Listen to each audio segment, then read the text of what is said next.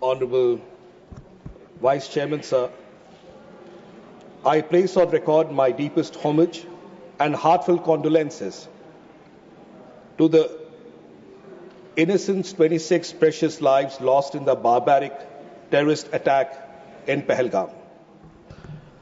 On behalf of our leader and party president, Shri Naveen Patnaik ji, and our party, the Biju Janata Dal, I rise to express our profound gratitude to the true heroes of Operation Sindoor, the men and women of our armed forces.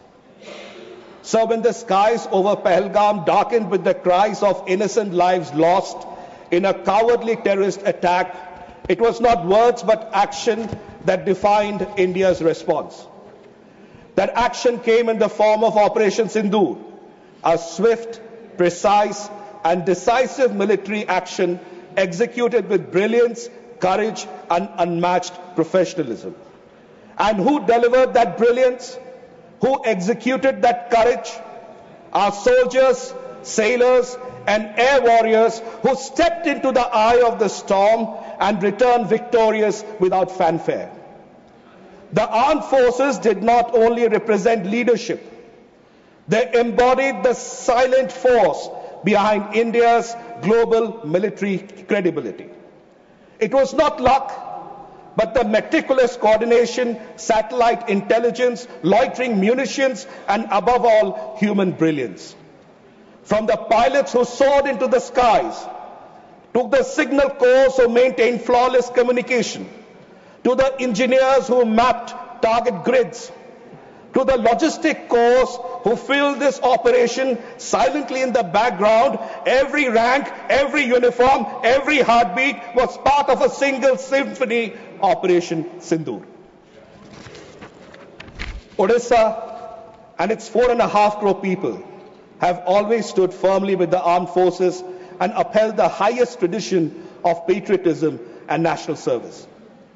The commitment draws inspiration from the legacy of late Shri Biju Patnaik ji, a daring pilot and a freedom fighter whose heroic acts during the times of conflict, including his audacious rescue missions during the Indonesian freedom struggle and his role in the Kashmir conflict in 1947, among many others, remain etched in the annals of history. His courage, vision, and deep nationalistic spirit continues to guide Odisha's commitment to the nation and its defenders. However, Honorable Vice Chairman, sir, I wish to respectfully place one important question before the government, a matter that may warrant clarification by the government.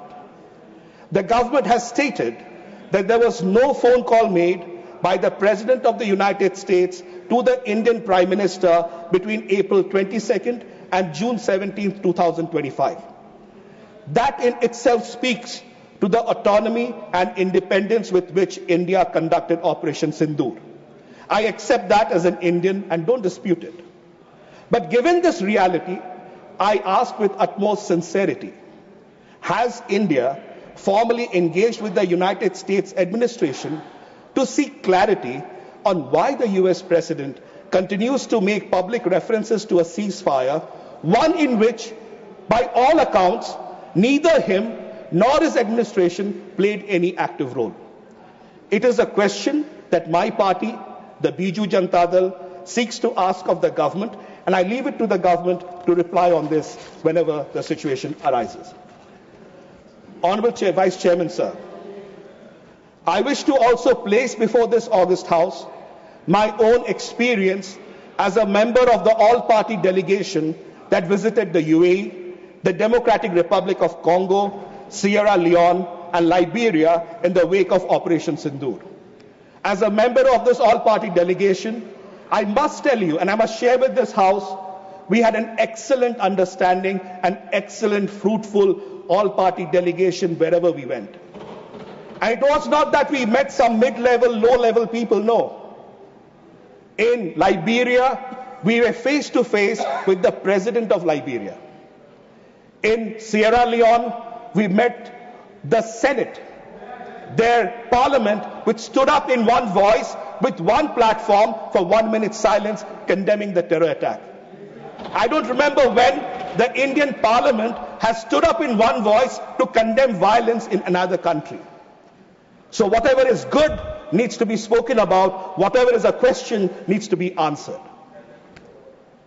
Across these diverse geographies, we witnessed consistent admiration for India's clarity of purpose, respect of professionalism for our armed forces, and deep interest in how we managed to conduct a high-risk, high-precision operation without destabilizing regional balances. United Arab Emirates acknowledged not only our operational success, but our measured restraint.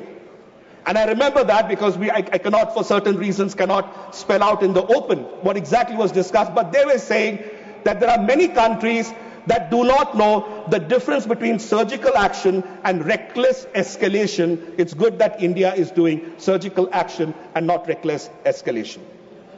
The Democratic Republic of Congo and Sierra Leone appreciated India's role in ensuring that it was a measured, restrained, and precise action.